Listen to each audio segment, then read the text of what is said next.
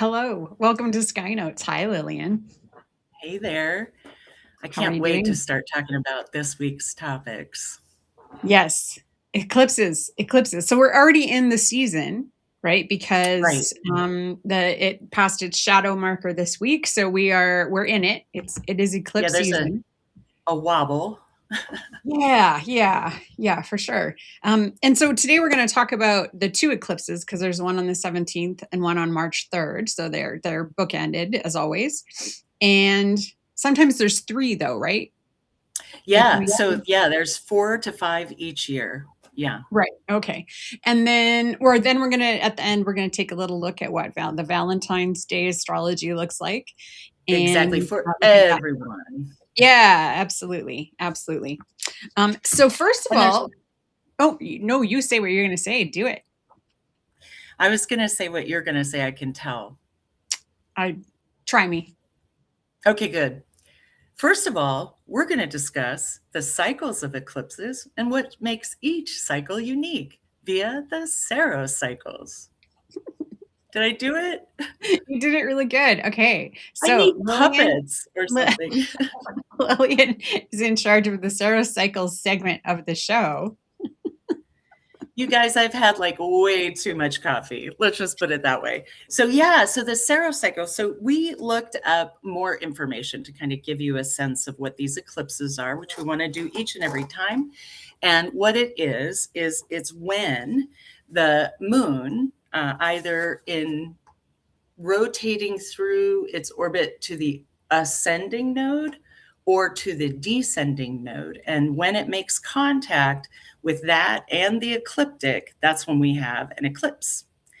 And so the nodes are where, gosh, I'm going to get this wrong. It's sort of you cast out the aura of the moon, and then where that meets the ecliptic, you put the nodes, the south node and the north node. But we'll clear that up, hopefully in post.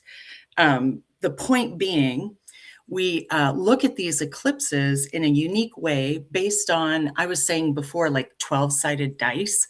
I went into this looking for Jimmy Saros and like why he named it that and that kind of thing. And there was nothing of the sort. It was really clean. It was NASA. But check this out. Here's how you determine the cycle of an eclipse. First, you take the synodic month, which is from new moon to new moon, which is roughly 29 and a half days.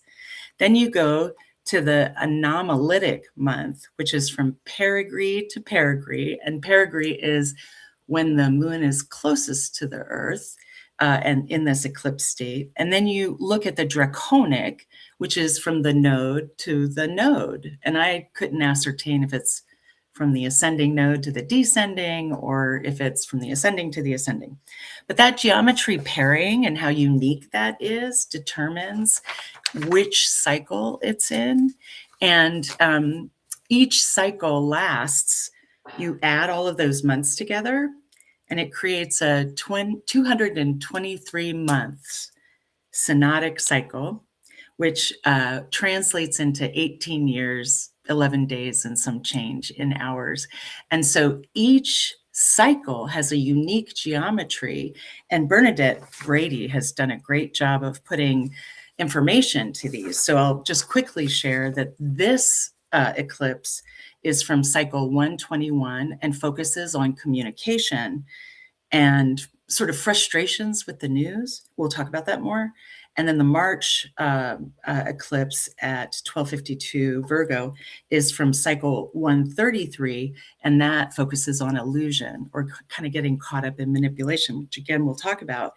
But the point of this is each one has an 18-year cycle, so you'll experience an eclipse and then 18 years experience something with similar themes. And so up to 40 cycles can be running at any one time, and they each have their own unique flavor. So that's one thing I wanted to say.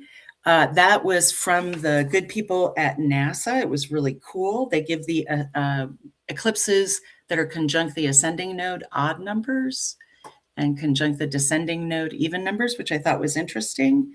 And the number system was developed by Dutch astronomer G. Venderbay, from the periodicity and variation of solar and lunar eclipses in 1955. But then, of course, I had to look at ancient astrology, and they started using this in Babylonian texts, which folks have been reviewing from the 8th century BCE, before Common Era. The Enuma, Anu, and Lil is one of the oldest astrological texts from Mesopotamia, and it includes omens about specific cycles in the sky.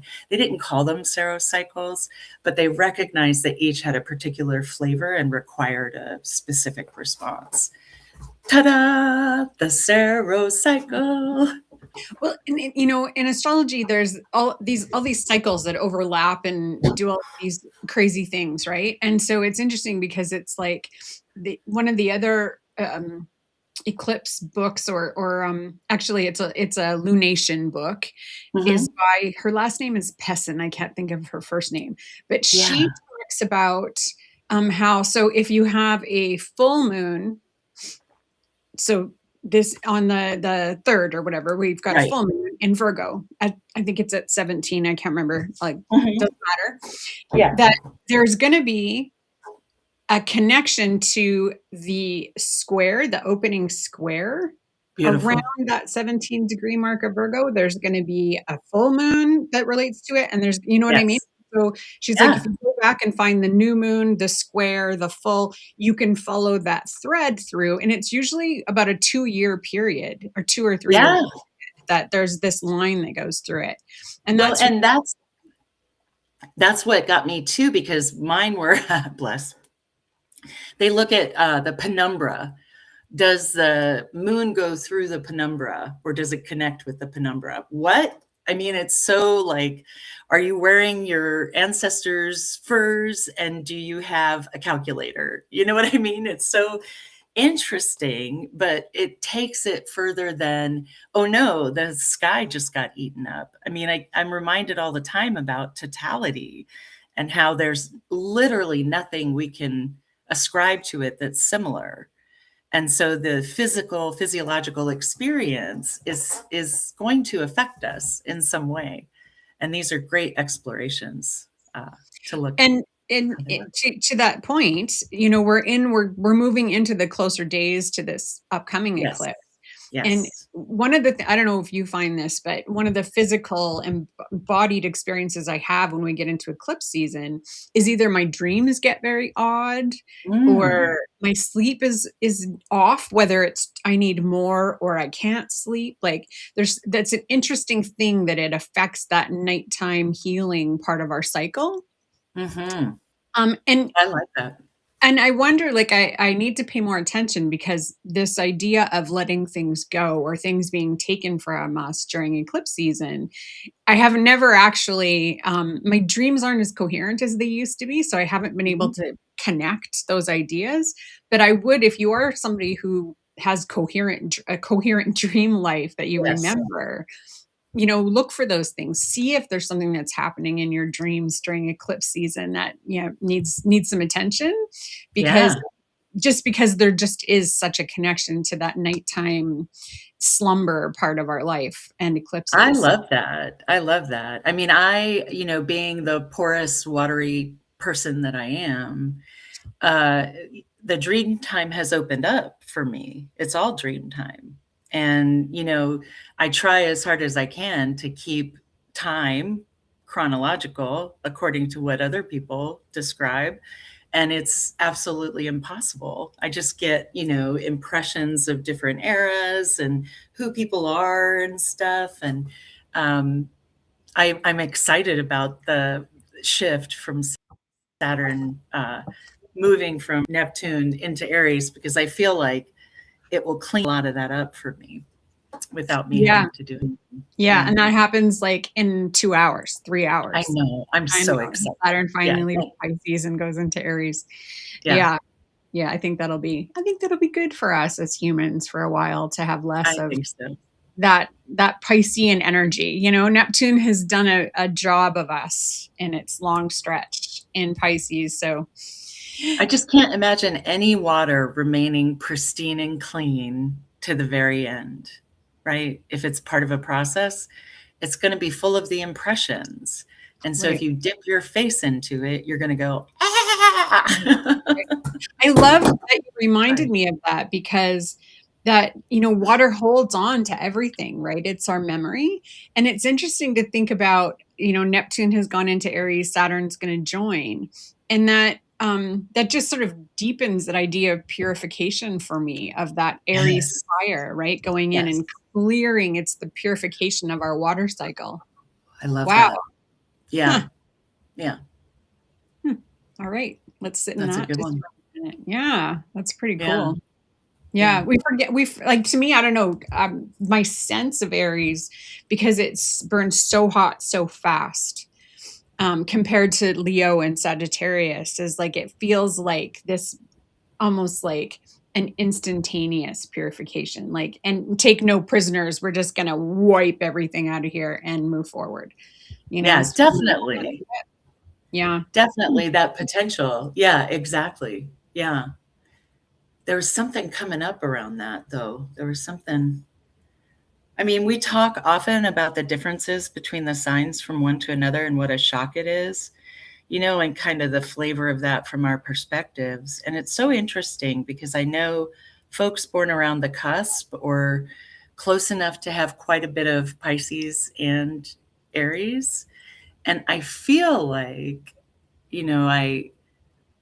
whereas people who have Aries and Taurus, I can often mistake them for Taurus just because it's such a fixed sign. And I'm reacting from a fixed place. Like if you understand the context, you can go kind of thing. Yeah. But to come from that crazy, here's what I get is what I'm trying to come to. Everything has a freaking emotion attached to it, right? You can't avoid it. Like somebody said to us recently, I am so sorry, guys. I dropped my phone and that's really important. Anyway, a friend of mine said, dust is really just us. And I'm like, get that out of my house. I love me, but not to Not carry old around, dead floating not around you. derided all over the carpet me. No, thank you. We're done. We're effectively done. And so there's this sense of like crispness that I think comes with that potential to eliminate everything, right? Yeah. It's just like pap, like snap to, right? Yeah. Yeah. I like it. Yeah. Yeah. Mm. Yeah, it's interesting.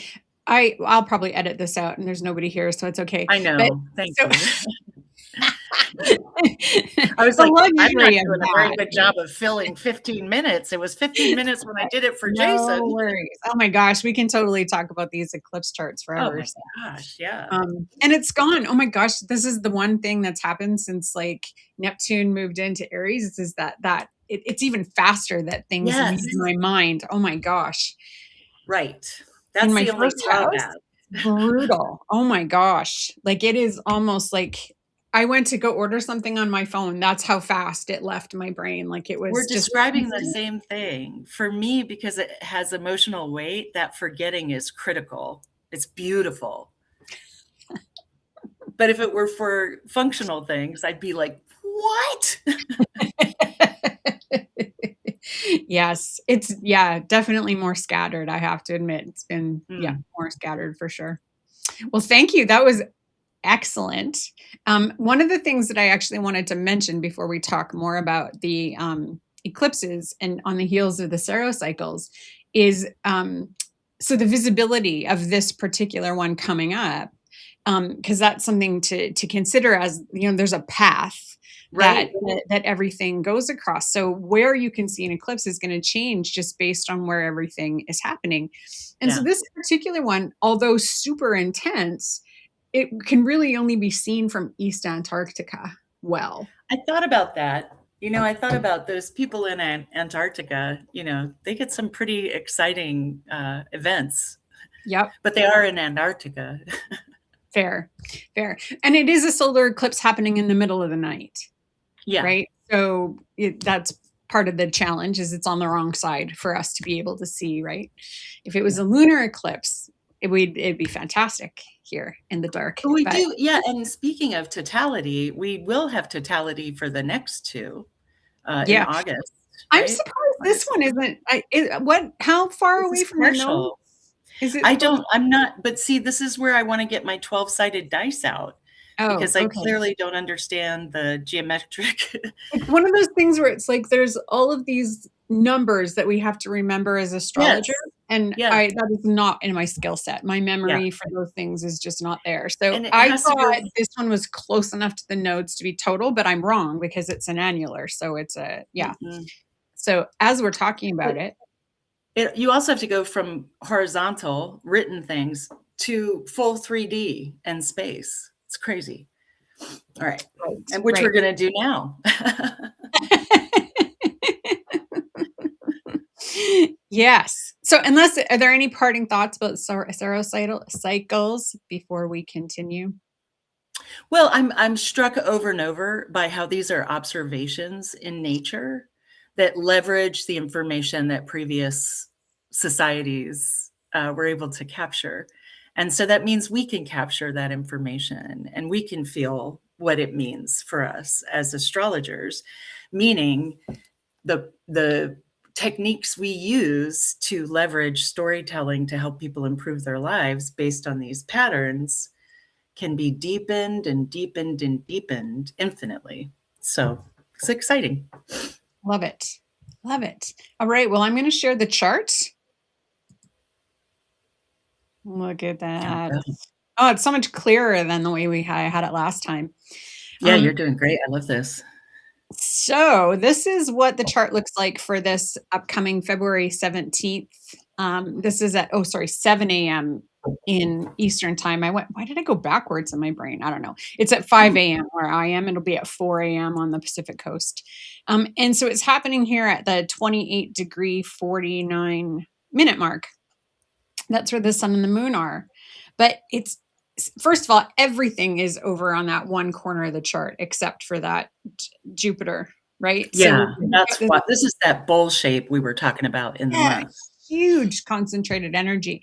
And then I actually, for funsies, looked at what this looked like if I added the asteroid goddesses into this. They're Oh, all yeah. over in that same pile. They're all there. I was Ah, like, oh my gosh. Like, so we don't even have any of that little bit less energy to right. draw us into those other parts of the zodiac at all. It's all Mm, still sitting in that pile mm, up mm, mm, between mm. Aquarius and Taurus. Yeah. And not even like leaning towards Jupiter. It literally is in the pack. Mhm. So what that means for us as individuals is that this is going to be hitting 1, 2, maybe 3 houses in your birth chart. So the energy of clearing and letting things go and things leaving your life are going to be very specific to where this is going to happen in your chart. Um, Mhm. and and so like the first thing that I noticed, and even when we talked about this earlier, Lillian, the first thing I Mhm. noticed was that Venus sitting Yeah, there with the North Node. yeah. And even when we did see it, I didn't it didn't process that it actually is sandwiched between it's like in the eclipse Yeah, because it's because it's there. between the node and the sun and the moon. Exactly. Yeah. Exactly. And the other thing that I wanted to point out too was the lack of earth. And there's a few reasons for that. I go on about this, but nodal energy is really nebulous. Mhm. And it's either blowing a lot of energy at us from the Right. north node or it's sucking a whole bunch of energy out of from the south node. And one of the things that is involved in having a positive outcome through an eclipse, I don't know how else to phrase that, is Mhm. through grounding and being in your body and making sure that you're good and stable through it. And we don't have the astrology to help us with that. And so, between having an eclipse and no earth, it's kind of like double or even triple get yourself grounded, do some Mhm. extra things to stay grounded. Yeah. Mhm. So what was the first thing that popped into your head about that Venus? Well, I will mention that, but I wanna say the piece about, groundedness could be like fizzy lifting drink, like you laugh and you're allowed to be buoyed up. It shouldn't be something that you're assuming will show up in a particular way. The grounding, I write this down all over, is you call yourself back to yourself. You be who you are. and that, anything that stands in your way gets out of the way. So that was the first thing that popped up. But what got me was actually that Saturn, Neptune at the 0 Aries, and how it's just leading everything, right? It's taking us into this new era, and that this feels still like a build up to April, right, where Uranus is going to make that change. And so, as I was saying before, though, this is cycle 121. So if you guys want to look up Saros cycle 121, I would recommend looking at Bernadette Brady, because she will give you very cool information. What she talked about was how hard it is to get accurate information, right? Like that this communication piece is what's relevant, what's helpful, what do I have to deal with? And I see that in this, with the North Node in Neptune. Like I would imagine there'd be a message coming through for it. But I don't know, like when, we've talked a lot about don't muck about in an eclipse, right? So the advice I usually give is, observe, try as hard as you can to be an observer. And keep in mind, you'll see the kind of bump 6 months from now, because it'll mature and kind of come to a message. So, the notes that I would have for folks with this cycle is to be thoughtful about what you're saying, to let things take the time they need to untangle, to not push against things that are being an obstacle, because we don't know if that's, for you, for your guide, for your help, or if it's an obstacle for real. I like it. Yeah. And for anybody who's looking at this in terms of like looking at it with your own chart, any one of these points from this chart, connecting to something in your birth chart, is going to kind of pull the story into your life, depending on where that is. And of course, if it's the sun and the moon, especially the moon, then it's going to be a direct sort of connection, or the nodes, right? There's going to be some kind of a direct impact. And with eclipses, we're always talking about a very tight orb. So 1 degree, maybe 2, depending on what it is. But if you have something at 0 or 1 Aries, or even 29 Pisces, so, there's something there for you in this eclipse. Same with the 16 Pisces that Mercury is at, or we said 8 Pisces for the North Node, but Venus is there as well. So things like that. And I mean, that Venus North Node conjunction is 5 minutes. Like that's a tight. Let me tell you, it is partial square Jason's Venus North Node conjunction. Ooh, interesting. Yeah. And very cool. My son. Right. Yeah. Right. Yeah. That South Node is not far from my sun.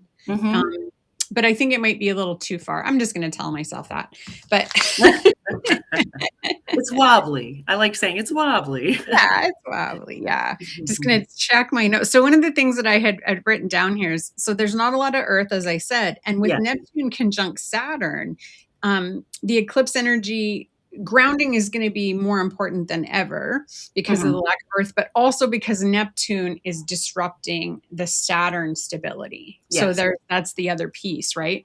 Where we would normally go to find stability or anchor ourselves is drunk. Saturn's going to be drunk for a little while. So just but it's a fresh drunk. This is a new drunk. This is not your old Saturn and Pisces drunk. Right. It's when the buzz kicks in. Yeah. Right. It's like, oh, woo, party start. Yeah. That. But it's not going to make the best decisions at that point, for sure. This is why really fresh drunk is the worst choices that lead to really bad choices. So just keep that in mind. Yeah. Events might push towards something new that wants traction, whether you feel ready or not. So keep that in mind. That's true. There could be a feeling of being overextended, or with that Venus on that North Node, an overpowering sense of wanting something. Yeah. Right? Because Venus, so that Venus in Pisces is super idealistic. Yes. It's a evening star, it's in Pisces, and Neptune is over there with Saturn doing some stuff. So that Venus is super idealistic and dreamy and lovely. On the North Node, you have to magnify that by 1,000. So these are some big dreams that are being put out there, Right. right? And so that's something to keep in mind, is that anything anybody's agreeing to connected with this eclipse, create really strong boundaries around your capabilities and your time and everything, because this is very set up for taking on way more than you can handle, Yeah. right? This is a be careful what you wish for chart, Yeah, right? Very exactly. clear, instructions, contracts, all of that, because this could be, yeah, I'll go and I'll talk, and no, it's a 3 week workshop that you actually don't have time for. So just keep those things in mind, for sure.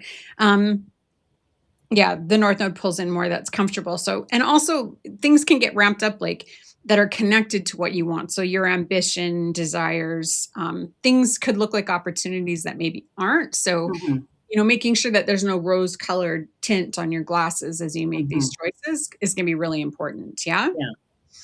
And then, yeah, with Venus sandwiched in there, it's all just, it's magnified. Like it's literally Venus being projected like the Batman symbol onto the sky and everything that's attached to her, right?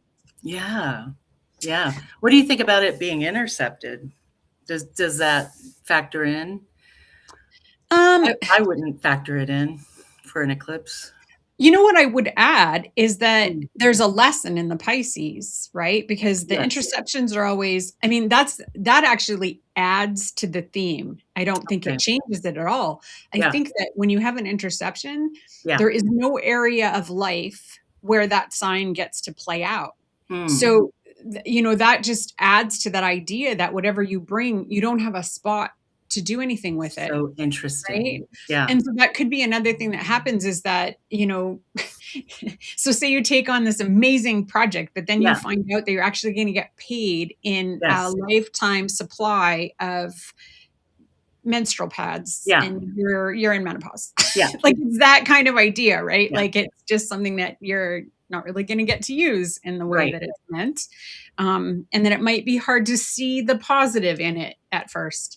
So, yeah. Yeah, I thought about it with that cycle as bad news coming in that you're not sure how to manage, right? And I feel like, regardless of who's doing what, the media has gone batshit crazy. I mean, did you hear that Elon Musk had his offices raided in France for child porn because Grok has been supplying people on Twitter with nude pictures of whoever they want. Somebody puts a picture up on Twitter and they say, "Hey, Grok, can I see them naked?" So children and women and all of these things that are unprotected and unregulated.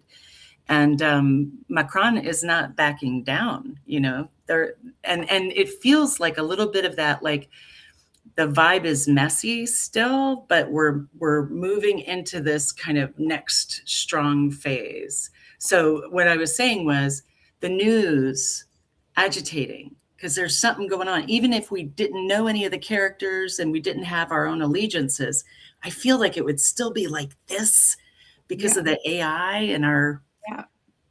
our question about is it okay for anybody to make up reality, which is what I think AI really is. Although it's also a great review of lots of data. Yeah, well, and that such a poignant statement when you think about the Saturn and the Neptune conjunction too, because the Saturn's going to want to make rules with the Neptune that it's undefinable. It's Yes. right, and absolutely, like that is So totally there, what we're going to see through this. and we've been here before with different experiences. So there's that note, trust but verify. There's entertain, don't believe. Yeah, There's feel free to do due diligence. I always thank people when they review my work because it's so rare to get quality control. But this is what we want. We want to be unperturbed by delay because it's going to pause us until we can have some more sanity, a little less Neptune. Yeah, it may slow us down, or we may have surprises. And then that Neptune almost feels like, I mean, I'm going to put it this way: call in helpers to help us figure out how to go to the next phase. Yeah. Because if they've got that big a message and we've got this big a question mark, something's got to give. Yeah, absolutely. And likely, we've talked before about how Neptune, leaves everything kind of blurry. I like to describe it as like a slimy sludge that it leaves behind. Yes. I kind of feel like with this topic that we're discussing, Saturn's not going to be able to figure out what those rules look like until the sludge, it comes to the end of that Aries cycle, and Hmm. that sludge can be washed away, right? Before it moves Yeah. into Taurus. So this won't be a short. We're going to see a lot of this over this whole Saturn and Aries cycle, I think, for sure, and beyond. I had actually written a thing here about in relation to the Saturn Neptune Hmm. conjunction. So spiritual ideals demand tangible action. And with so much idealism between all that, so we've got all the Aquarius with the sun and the moon and Mars, and we've got all the Pisces, Neptune shifting Saturn's energy. All three of the outers are actually being ruled by these idealistic placements. And so, And Jupiter's still on his wild ride in mhm, exaltation for with sure. ideas. And being ruled by that The moon. crazy, yeah, yeah, absolutely.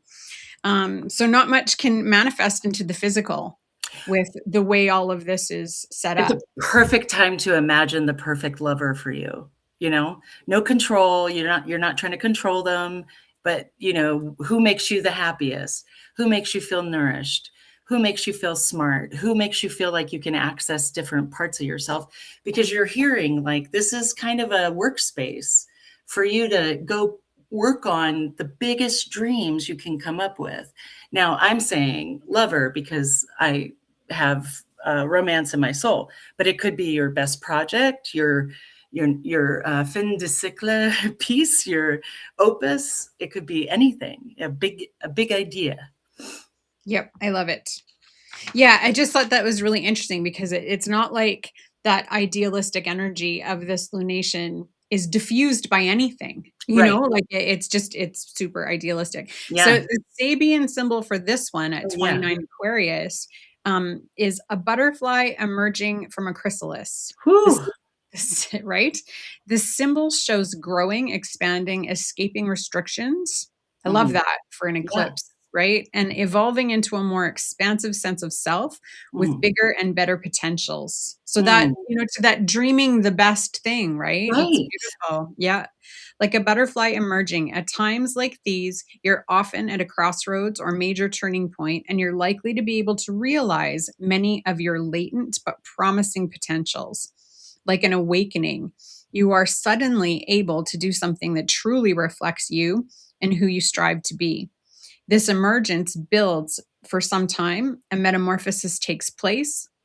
Ensure that you take a moment to adjust to new developments before taking flight. I So that mean, repeats what we said about do the yeah. dreaming now, but hold back before taking action or I trying love to this, materialize.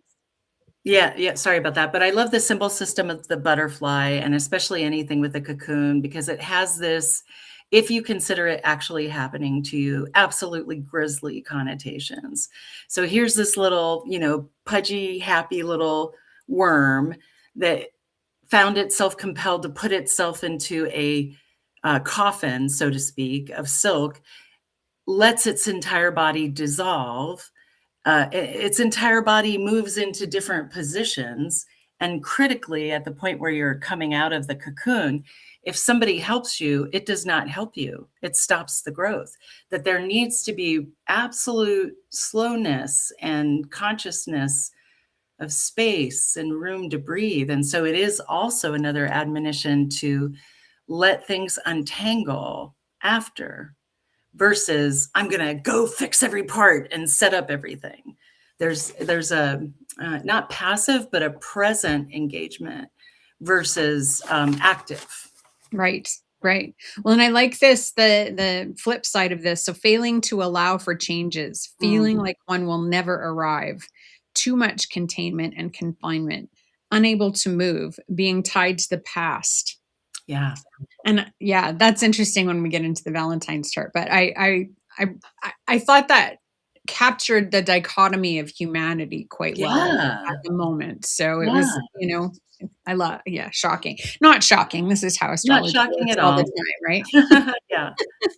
Here's how we do it. Excellent. So now we're going to look at, so there's always a pair. So now we have Right. our lunar eclipse, which is a total lunar eclipse. Look at how close the sun Wow. and the moon are to those nodes, Yeah. Yeah. And so this is happening at 6:37 a.m. on the East Coast. It's Yeah. early. Yeah.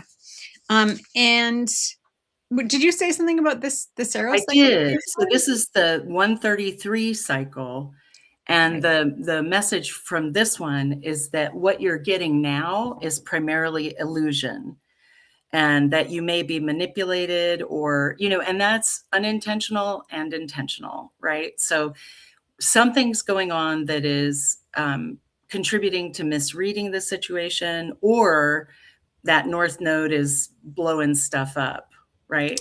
Out Right, of right. proportion. Right. Well, and the interesting thing about this particular one is that so we still have everything over on that one side of the chart, except now the moon has Yeah, moved to the opposite side.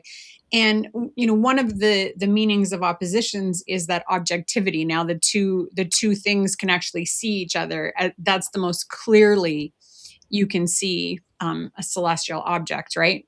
yeah, And so the order in which these two eclipses are happening, it's fascinating because by this March 3rd one, the moon goes over and goes, Casey, let's see what happened with that right. first one and let's fix it. Let's do what we can to deal with it, right? Yeah. And I love that it's in Virgo because it's like be discriminating, be fierce with what you're ready to get rid of, and only keep the most perfect things that have developed over this time. Mhm. And, perfectionism in the sense of what is perfect for you, not what is perfect within the context of what everybody else told you was supposed to be perfect, you Right, know? that first house emphasis is saying anything that's coming from other people is irrelevant for you. This is about the eclipse. This is not about everything, because it also says go to the 7th house for that objectivity, and that's everyone else, right? And partnership. Well, and what that can mean is that those insights and those understanding what to keep and what to get rid of might come through dialogue with another Right. person. It might come from hiring somebody else. It might come from something that somebody says to you in a one-on-one conversation that allows you to get an insight into what it is that's happening. Mhm. Maybe it's actually going and hiring a professional to help you talk through it, because that's Mhm. also a seventh house. Anytime you're in consultation with a professional, that's a seventh house action. Mhm. And so anything along those lines, there is this strong message about partnership between these Mhm. two, right? Because it's all self, and now it's like, okay, but now how do you bring that person, that new person, into your partnerships? Well, and it's so interesting that you say that, because when I see all that stuff in the first, I also think of disillusionment as being the message that brings you the information you need to see, and that because it's in the first house, it's going to either happen, right? But or it will not happen to you, but you'll have a strong reaction to it. And that is the metric, right? Things that nourish you, you keep. Things that are messing you up, even if they're really familiar, step away from. Yeah. Yeah, I like that. Um, the other thing that just came to me while you were talking was the idea that maybe not necessarily learning the lessons from your own experience, but maybe look and see how that went for others. You know, Exactly. yeah, from having that opposite side. Yeah, definitely. I love Mhm. it. Um, So I'd made this note, Moon and Virgo, we can sift through that too much that came through during the solar eclipse Mhm. and use refined discrimination to get rid of what's not helpful to us. Moon and Virgo on the south node. can use laser precision examination to decide what's useful and what's not. So use this skill to get rid of what needs to go. And if you don't make the choice consciously, there's a chance the universe will just take care of that for you. Right. Right. And that's always a little more, did you see what God just did to me kind of vibe. That's how it can feel for sure. Yeah. And then the other piece is that Mercury's retrograde and it's in charge of that moon. So Right. there is a very self-reflective piece to this, what the work of this eclipse and how you want to look at it for sure. So Mhm. use this time to look inward. Maybe there's a small part of you that needs to be released to make Mm. room for the new version of yourself that's developing. Very exciting. Very Yeah. exciting. Yeah. And so the Sabian symbol for this Oh, particular one, are you ready? yeah. A powerful statement overcomes a state of political hysteria, right? What? Bring it. The symbol shows the ability or the necessity to be able to calm situations, to solve a crisis, to have a steady hand that shows others that someone is in charge. If this is not operating on a positive level in your life, you may want to assess where you need to be doing it. Sometimes our thoughts get out of control over even hysterical. However, this is not much use as emotions and events just get whipped up, leading to the useless energy flying around. Isn't that wild based on the astrology of the eclipse? Like, it's just fantastic. I'm just laughing. It's through control and the power of your personality that you can resolve situations and bring back a state of equilibrium to all involved. The power to sway the mob, having the charisma and talent to turn situations around. Wow. And then on the flip side of that, misusing energy to sway others to personal advantage. So Right. that's so funny because when we just think of everything that we have said and what's happening in the world, that really does like energetically feel like the truth just keeps coming out. And whoever doesn't want it to is on the other side, just screaming anything into the void to try to save themselves. Absolutely. Absolutely. Hypnotic persuasion, political speak, propaganda, and misinformation. Mhm. Yep. And so we are. I don't know about you. I feel like at this point in history, we're at a bit of a tipping point. Like we're hitting Absolutely. critical. Yeah, absolutely. Absolutely. The sense of us moving into a new age is becoming more and more present. And that's why I'm saying, like, even if our cast of characters was completely different, it wouldn't necessarily be a different set of circumstances. And so that can give you some compassion. One of the things I thought about that going from, you know, the solar to the lunar eclipse, from Pisces emphasis to the Virgo emphasis, I really have been caught in this last year, caught up in the sense of how both are showing you all of the information. And that Virgo will show it to you like it describes in a controlled way, or I want to say in an effort to demonstrate harmony. That's what I'll say about it. And Pisces will either have that harmony or not, but it's not going to do anything about it. And it's just over here and it's all that stuff. And it's kind of warm and like everything's okay that it's all this stuff. By the time you get to the Virgo, it's saying, stop it. No more stories. You need this and this. Let's go. And it gives you the wherewithal to build a structure that will take out the stuff that you don't need. But I was laughing about it because, emotionally, I've been on this decluttering spree and now I'm organizing the house or organizing my art studio. And I come across, something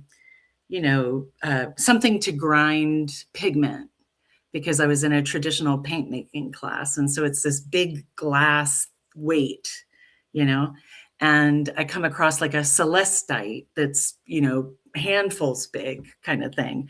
And I'm marveling over that I've hidden these things from myself. And the Virgo vibe is saying, you don't need any of these. We need one of these over there. I can't tell you how simplifying that is versus here's where I was when I purchased this, and here's all the dreams I had, and here's all the things I was trying to do. Like, it is too much with that Pisces lack of boundaries because it ramps you up, ramps you up. It does. It Yeah. does.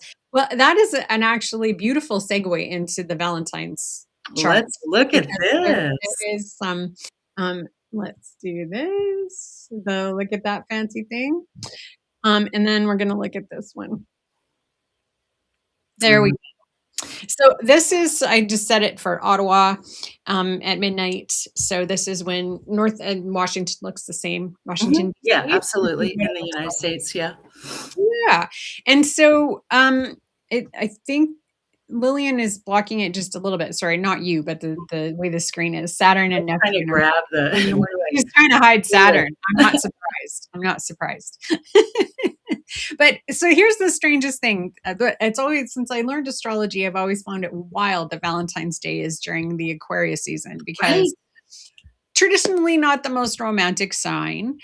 It definitely Aquarius is much more about sharing ideas, talking, getting together with friends. It's a platonic energy for sure. Mhm. So February 14th to me is a time to celebrate friends, to Right. connect with people in that kind of a way, Yeah. as opposed to the romance. So the moon is always really important on Valentine's Mhm. Day to tell us sort of how much romance there might be or not. Mhm. And it's in Capricorn.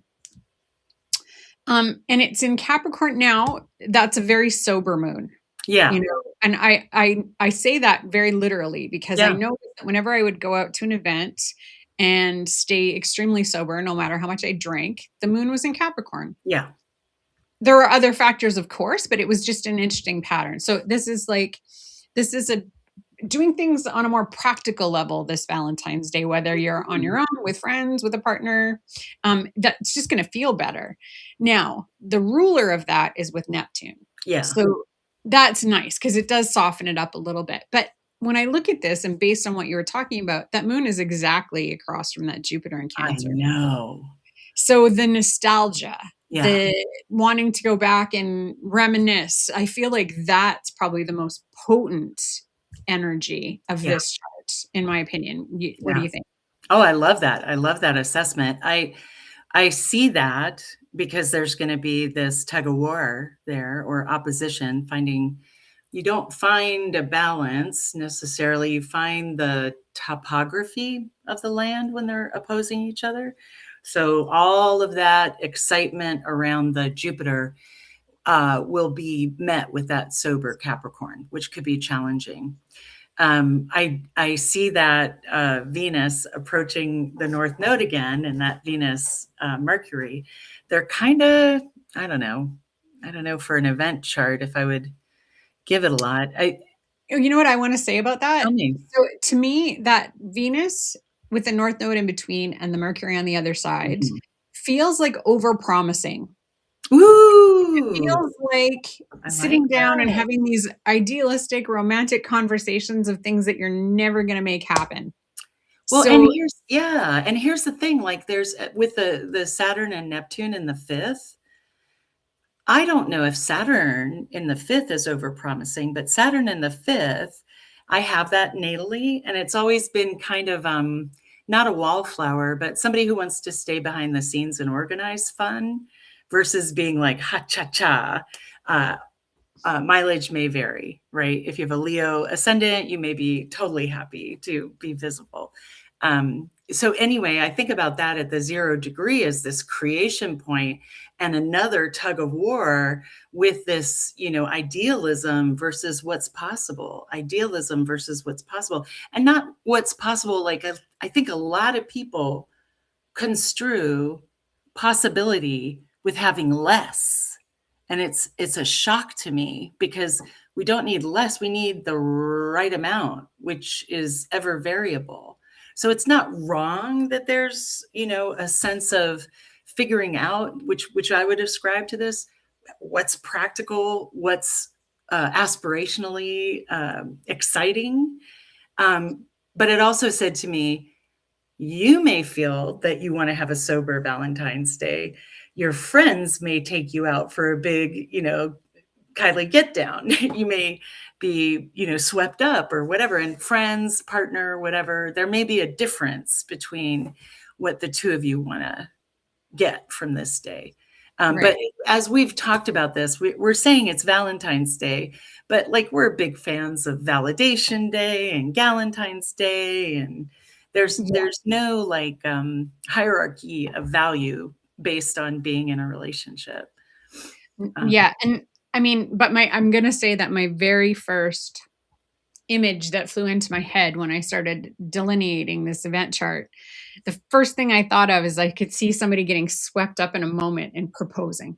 oh boy, And it not being the plan and maybe not actually being what the person wants. But all of a sudden, it was just so exciting and I wanna be with you for the rest of my life and let's do it. And then the reality will come I get during the that. eclipse I get season, you that. know what I'm saying? Yeah.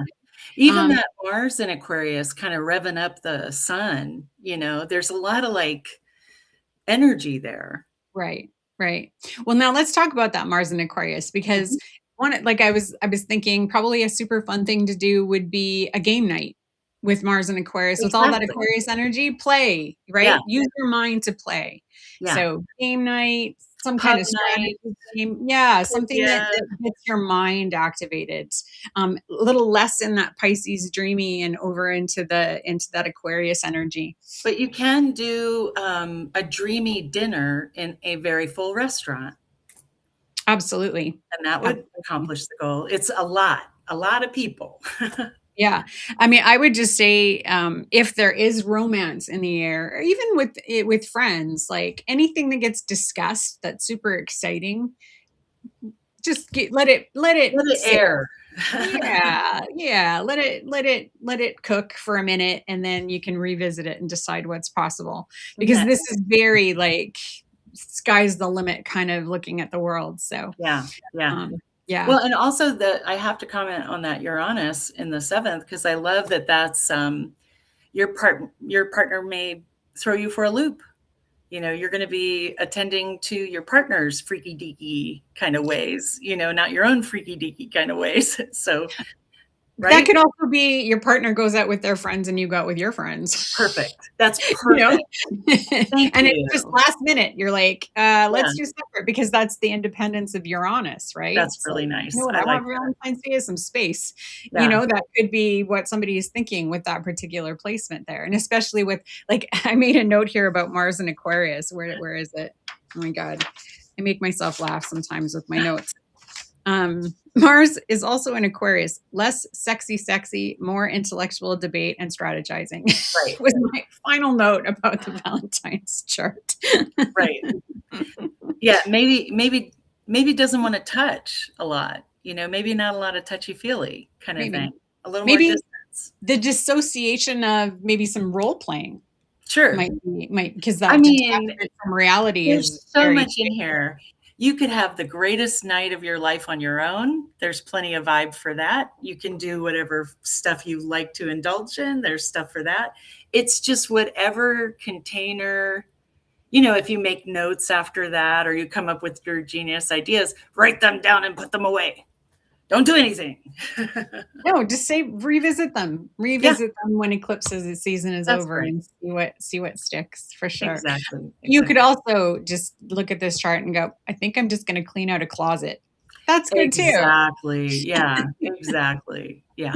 Yeah, yeah, yeah. I Definitely. mean, But yeah, some this fun. I like that over-promising to oneself. I don't know, that to me turns out to be putting on, like, a streaming service and not liking any of the movies. yeah. Well, this to me speaks to feeling like binging something and not being able to find anything that hits the right note, Yeah, right? Like, yeah, or picking something and it not living up to what you were hoping for it to right. be, like, absolutely. Yeah, Um, it's just stick with that Capricorn moon, stay realistic with your expectations of there you everything. go. Yeah, Yep, yep, yeah. Get your feet and on the it'll ground. be yeah, because Yeah. that Venus-Mercury north node could be a bit tricky. Isn't that Mercury's moving something? into trine Jupiter, right? So there's some extra optimism building. And Yeah, energy, right? I mean, the yeah, Mars and the mhm, Mercury coming up to that Jupiter getting riled is gonna have an effect. mhm, and the Yeah. sun is square Uranus, so there's Yep. gonna be some surprises for sure. Yeah, yeah. Um, and the thing too, because Jupiter in here is retrograde Mhm. still, that's the other marker to consider, is that until March 10th, when it goes direct, Yeah. anything you dream up now isn't really going to get moving till Jupiter starts moving, unless you have Jupiter retrograde in your natal chart, which even Right. still then it might be a little bit I delayed. But mean, yeah. yeah, but yeah, it's just something like this is not astrology that's gonna, something's gonna take off and fly and it's That's right. exciting and it's gonna go flawlessly. Yeah. There's gonna need be some There adjustment. could be some intimacy, right? That Scorpio rising, that's Hmm. pretty nice. That could be a two-person container or a less than many person Hmm. container. But you know what? I just didn't even think about all that stuff. That Venus stuff is down in the fourth house, so that's a lot of Right? people staying home, right? Yeah. That's Yeah. having people to your house or hanging out at home for sure. Yeah. None of the energy in any of this is very public. Right. Right? Like I agree. some of the stuff with the Saturn and the Neptune is, but it seems quite detached from everything else that's going on. It's so new. It's so new. I just don't know that we would see it, you know what I mean? Or feel Right, it that much. right, right. Yeah. Yeah, I Well, we're don't in have any plans at the moment for we don't Valentine's Day. either. Yeah, we None. don't either. Nope, we don't. Yeah. Just hanging out. Yeah, Well, yeah. we have to do this stuff every day, you know what I mean? I love you and Yeah, I like that's just you. it. Yeah. If you're going away, please come home safe if you can, you know. Exactly, Yeah. exactly. Well, geez, we got in just under the wire. Oh Look my at that. gosh. So Oh, I we've love got it. 2 eclipses, one on February 17th and one on March 3rd. Okay, I'm gonna, when I edit this and put it into videos, I have an eclipse survival guide, free eclipse survival guide, and I'll put that in the description. You guys can grab that. Yeah. And what was I gonna say? No, it left. So I've we've got got something. eclipse. Oh, don't charge your stones during eclipse Oh, season. yeah. That's Good always point. something that I want to mention to people. You just don't bring that It's energy. not a ritual day, it's not a spell day. No, It's there's it's some great. disruptive If energy. you go on Sphere and Sundry, Oh, yeah. Caitlin has an excellent prayer of release for Beautiful. eclipse season. And she actually, last time I was there, she had a great description of rituals that you could do, which Beautiful. in like sea salt baths, like all stuff to do with purifying and clearing Lovely. and get rid of old stuff. So yeah, so some of that'll be in my eclipse guide too, but hers is way fancier than mine. She has such a different I way with just words than I I do. love our community. We get so much from all the different faces of the flowers in it. So true. So Yeah. true. Well, that's it for today. And Mhm. we'll see you next week. Do we know what we're talking about next week? Well, let's see, let's see, on the 20th, we're not doing the pull a card in transits. We don't have a topic yet. Oh We're gosh. kind of hedging around a topic because we've seen some interest in one of our videos, but I don't think we want to talk about it just yet. So stay tuned and join us at 4 p.m. Eastern, 1 p.m. Pacific, 2 p.m. Mountain next week. So we love having you, and we're so excited for this year of programming. Yeah, and leave some comments if there's something that you want us to talk about. We'd love to know any topics that our viewers would like to see for sure. Well, Absolutely. thank you, Miss Lillian. I'm going to click this thank you video and we're out of here and we'll see you next week. Bye.